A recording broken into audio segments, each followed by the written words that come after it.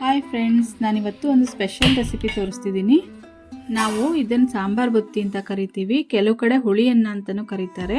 Specially ಇದನ್ನು ಭೂಮಿ ಹುಣ್ಣಿಮೆ ದಿನ ಮಾಡ್ತೀವಿ ನಾವು. ಬನ್ನಿ ಹೇಗೆ ಮಾಡೋದು ಅಂತ ತೋರಿಸ್ತೀನಿ. ಮೊದಲು ಒಂದು ಪ್ಯಾನ್ಗೆ 2 ಒಳಮುಷ್ಟಿ ಅಂದರೆ ಸುಮಾರು 6 ಸ್ಪೂನ್ ಅಷ್ಟು ಕೊತ್ತಂಬರಿ ಕಾಳನ್ನು ಹಾಕ್ಕೊಂಡು ಡ್ರೈ ರೋಸ್ಟ್ ಮಾಡ್ಕೋಬೇಕು.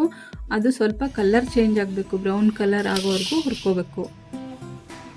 ನಂತರ ಅದನ್ನ ಪಕ್ಕಕ್ಕೆ ಎತ್ತಿಟ್ಕೊಂಡು ಅದೇ ಪ್ಯಾನ್ಗೆ 3 ಸ್ಪೂನಷ್ಟು ಜೀರಿಗೆ, 2 ಇಂಚಷ್ಟು ಚಕ್ಕೆ, ಒಂದು 5 ಲವಂಗ, 2 ಏಲಕ್ಕಿ ಹಾಕಿ ಅದನ್ನು ಡ್ರೈ ರೋಸ್ಟ್ ಆಗೋವರೆಗೂ ಹುರ್ಕೋಬೇಕು. ಆದಷ್ಟು ಎಲ್ಲ ಸಾಮಗ್ರಿಗಳನ್ನೂ ಲೋ ಫ್ಲೇಮಲ್ಲೇ ಇಟ್ಕೊಂಡು ಹುರ್ಕೋಬೇಕು, ಇಲ್ಲಾಂದರೆ ಎಲ್ಲ ಕಪ್ಪಾಗ್ಬಿಡುತ್ತೆ. ಆಮೇಲೆ ಅರ್ಧ ಸ್ಪೂನ್ ಮೆಂತೆ, 1 ಸ್ಪೂನ್ ಗಸಗಸೆ ಸಪ್ರೇಟಾಗಿ ಹುರ್ಕೋಬೇಕು. ಅದೆಲ್ಲ ಹುರಿದಾದ್ಮೇಲೆ ತಣ್ಣಗಾಗೋದಕ್ಕೆ ಬಿಡಬೇಕು. ತಣ್ಣಗಾದ್ಮೇಲೆ ನೈಸಾಗಿ ಪುಡಿ ಮಾಡಿ ಇಟ್ಕೋಬೇಕು. ನೋಡಿ ಈ ಥರ. ಆಮೇಲೆ ಒಂದು ದೊಡ್ಡ ನಿಂಬೆಹಣ್ಣಿನ ಗಾತ್ರದಷ್ಟು ಹುಣಸೆಹಣ್ಣು ತೊಗೊಂಡು ನೆನೆಸಿಟ್ಕೊಂಡು ಫಿಲ್ಟ್ರ್ ಮಾಡಿ ಇಟ್ಕೊಂಡಿದ್ದೀನಿ.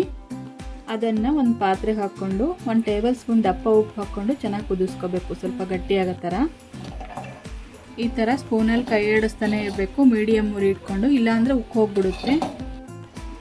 ನೋಡಿ ಈ ಕನ್ಸಿಸ್ಟೆನ್ಸಿಗೆ ಬಂದಮೇಲೆ ಆಫ್ ಮಾಡ್ಕೊಂಬಿಡ್ಬೇಕು.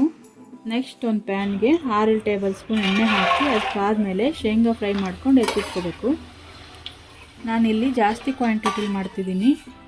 ನಂತರ ಅದೇ ಎಣ್ಣೆಗೆ ಸಾಸಿವೆ, ಕರಿಬೇವು ಮತ್ತು 3-4 ಗಡ್ಡೆ ಬೆಳ್ಳುಳ್ಳಿನ ಈ ಥರ 1ರಲ್ಲಿ 2 ಭಾಗ ಮಾಡಿಕೊಂಡು ಸ್ವಲ್ಪ ಫ್ರೈ ಮಾಡ್ಕೋಬೇಕು.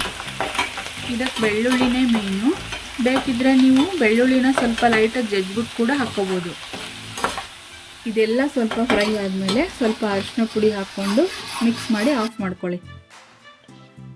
ಇಷ್ಟೇ, ಇದೆಲ್ಲ ರೆಡಿಯಾಗಿದೆ. ಇವಾಗ ಇದನ್ನು ರೈಸ್ಗೆ ಹಾಕ್ಕೊಂಡು ಮಿಕ್ಸ್ ಮಾಡ್ಕೊಂಬಿಟ್ರೆ ಆಯ್ತೆಲ್ಲ.